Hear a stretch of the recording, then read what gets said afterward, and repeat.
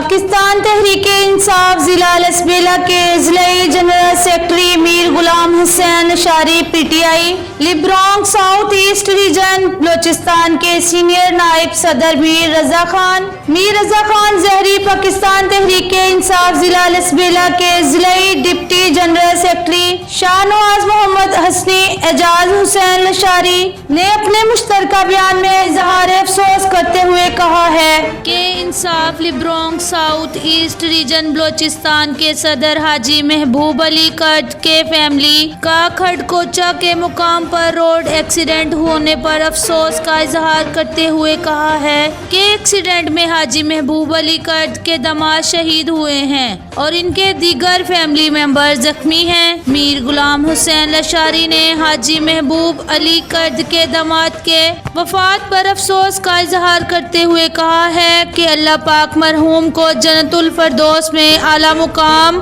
अता फरमाए और जख्मियों को अल्लाह पाक सेहतयाबी अता फरमाए। मीर गुलाम हुसैन अशारी ने कहा है कि हम हाजी महबूब अली कर्द के दुख में बराबर के शरीक हैं। ये बड़ा अफसोसनाक वाक़या है। आमीन।